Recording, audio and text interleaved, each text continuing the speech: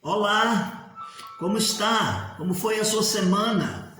Nós estamos juntos mais uma vez para estudar a Bíblia, a Palavra de Deus. Vamos orar.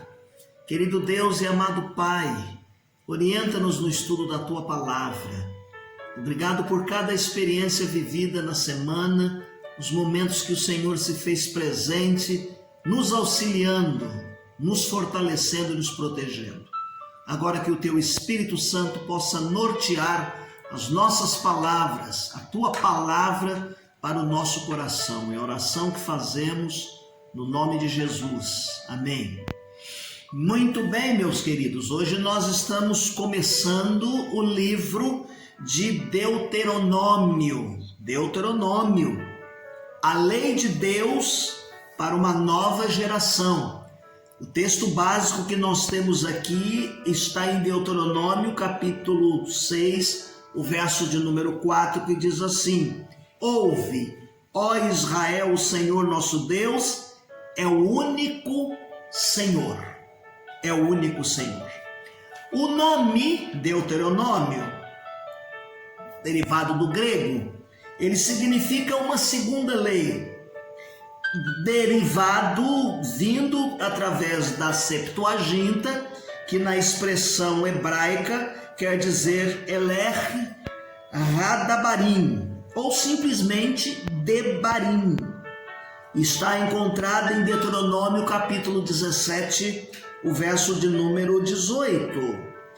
Literalmente, a tradução da expressão quer dizer: estas são as palavras. Estas são as palavras. Algumas versões bíblicas, meus queridos irmãos, traduzem esta expressão do original, demonstrando muitas vezes e dizendo e afirmando que não é uma segunda lei. Pelo contrário, aqui quando nós estudamos Deuteronômio, é uma ampliação e uma reafirmação da primeira lei dada lá no Monte Sinai, quando Moisés recebeu as tábuas da lei. Nós vamos depois darmos uma explicada por que Deuteronômio vai continuar tratando deste assunto. É preciso tomar cuidado com algumas versões bíblicas que deixam transparecer, querendo induzir uma pretensão errônea de que é um outro livro, é um segundo livro que está sendo escrito, mas não é. O título encontrado na Bíblia hebraica, ele vai dizer e deve ser tirado das primeiras palavras, como os outros livros do Pentateuco. Estas são as palavras, que é de onde deriva o nome. Faz parte dos 5 livros do Pentateuco. Então nós entendemos aqui que as instruções que foram dadas a Moisés lá atrás, agora ele vai repassar ampliadamente, vai chegar diante dessa nova geração. O tema central, então, é abrangente aqui no livro de Deuteronômio. É representado pelos relacionamentos e implicações decorrentes da aliança com Deus para com o seu povo Israel. Privilégios, responsabilidades, status desse povo aqui escolhido vai implicar aqui muito seriamente que esta geração do povo de Israel deve passar esses ensinamentos para as gerações futuras. É isso que o povo de Deus fará e deve fazer dentro desses princípios abordados no livro de Deuteronômio. Nós já abordamos anteriormente e dissemos que a vocação de Israel era ser povo servo, um povo que veio para servir. Mas para servir de que maneira? Esse povo veio mediar a graça salvadora de Deus a todas as nações. Olha que coisa bonita! Nós só evidenciamos a questão do sofrimento, das dificuldades do cativeiro, mas esse povo que serviu durante muitos e longos anos, séculos, é o povo que vai servir como mediador para que a graça salvadora de Deus chegue às futuras gerações. Deuteronômio Ele continua esse tema e dá ênfase a que Israel está dentro desta eleição divina para ser esse mediador. Você pode ler o capítulo 7, do verso 6 até o 11. Você pode ler o capítulo 10, do verso 12 até o verso de número 15.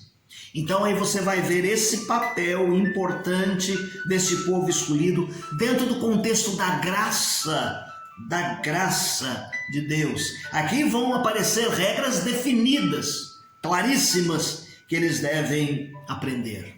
E elas foram estipuladas lá na aliança, e eles deveriam olhar e aprender, e essas regras, esses ensinamentos haveriam de governar esse povo em todos os aspectos, seja de forma política, de forma social, religiosa. E aqui está então o povo escolhido de Deus. Qual o propósito? Qual o propósito e a teologia? Eu vou mencionar pelo menos enunciar cinco propósitos que nós olhamos que as raízes do qual Moisés vem trazendo vão reafirmar a lei ao povo de Israel. Esse povo chega às fronteiras de Canaã e é preciso que a lei pudesse ser reafirmada. Por que deveria ser reafirmada?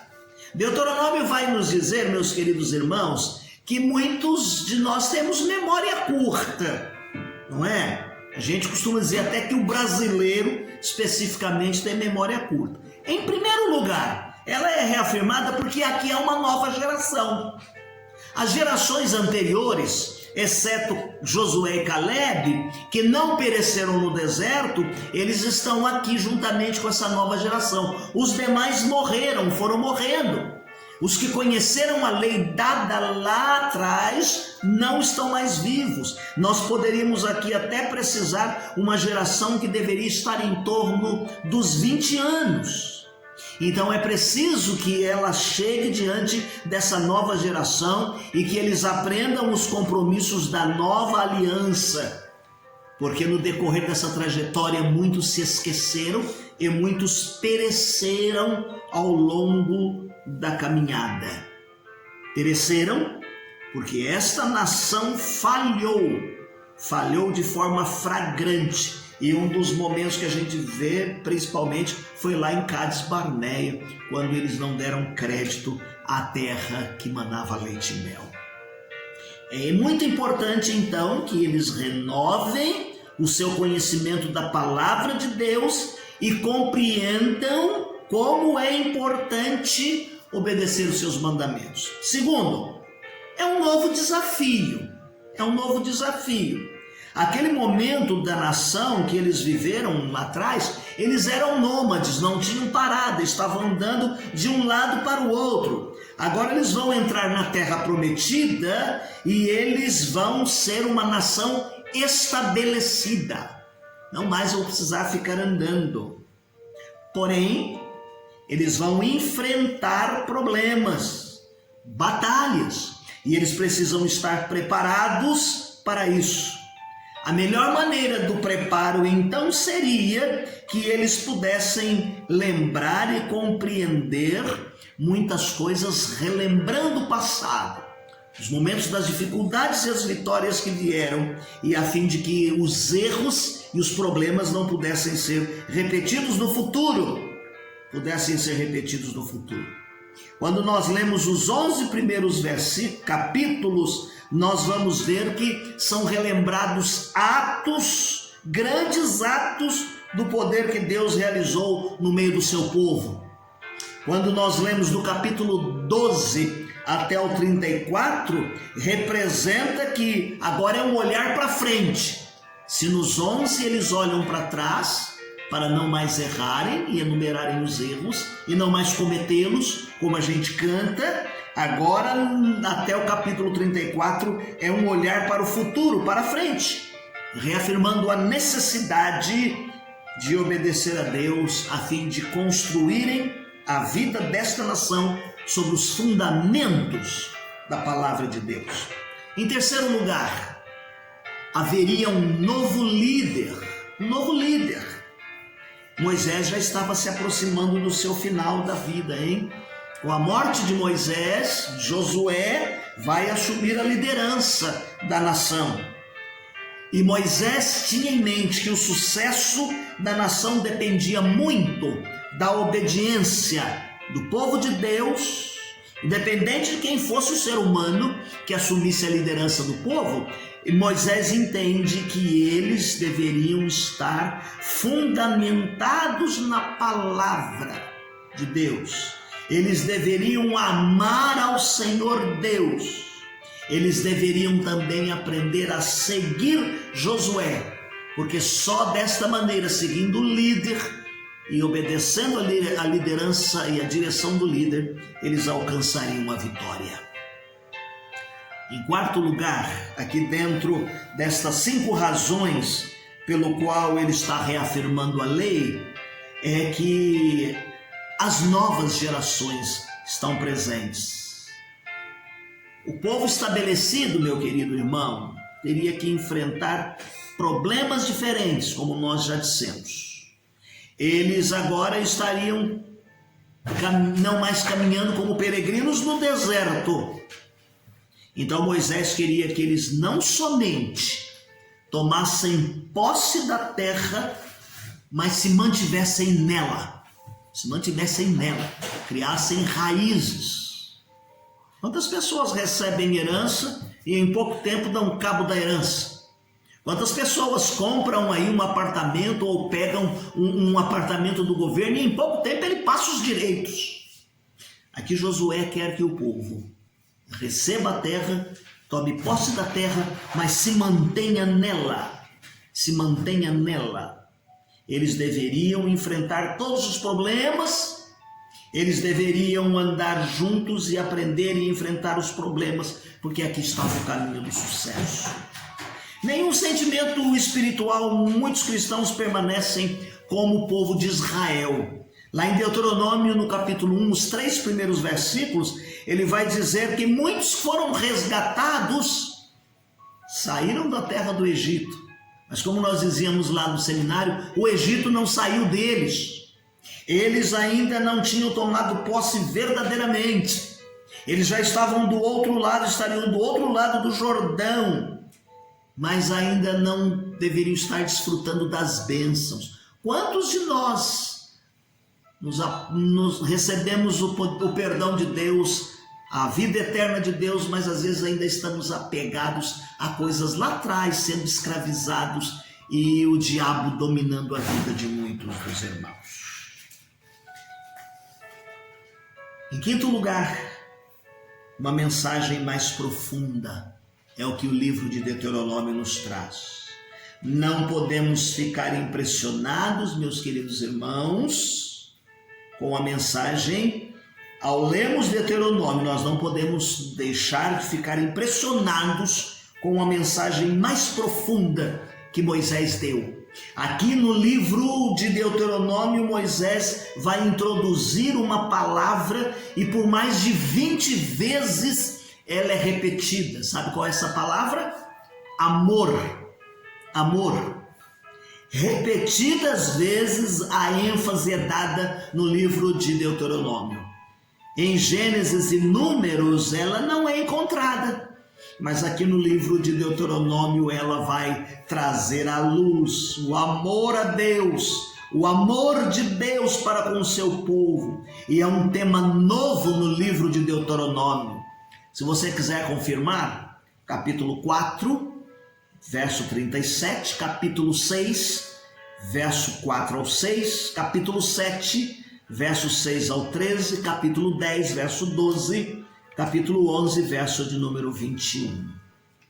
Se nos livros anteriores se falava de amor ou muito pouco de amor, aqui eles falam de amor e a prova do amor de Deus para com Israel, A palavra amor vai aparecer aqui porque é a palavra que está no coração, e é importante que eles aprendam isso, que as pessoas entendam isso. A palavra deve estar no coração das pessoas. Pecado muitas vezes começa aí no coração. E então, se o amor estiver, o amor de Deus estiver, haverá muito mais força para poder vencer o pecado. Eles devem amar a Deus, o livro diz assim, de todo o coração. Capítulo 10, verso de número 12. Em outras palavras, Moisés deixa claro que as bênçãos acontecem quando o coração da pessoa está correta e diretamente ligado e diante de Deus. Assim é conosco, assim é conosco. Quando nós estamos ligados e sintonizados com o nosso Deus, tudo se torna melhor e mais fácil e nós sentimos e vivemos o amor de Deus. E por falar de amor, o hino de número 380 do cantor cristão diz o seguinte: qual o enfeite, qual o adorno desta vida? É o amor. A alegria concedida pelo amor. É benigno, é paciente, não se torna maldizente, não se torna maldizente este meigo amor. Que Deus nos abençoe e que o início do estudo de Deuteronômio possa nos despertar e nos empolgar a que nos próximos encontros, nos encontros futuros, nós possamos crescer no conhecimento da palavra de Deus. Não deixe de fazer a leitura que vamos disponibilizar para que a cada dia você faça uma leitura diária. Deus te abençoe. Tenha uma semana feliz e abençoada.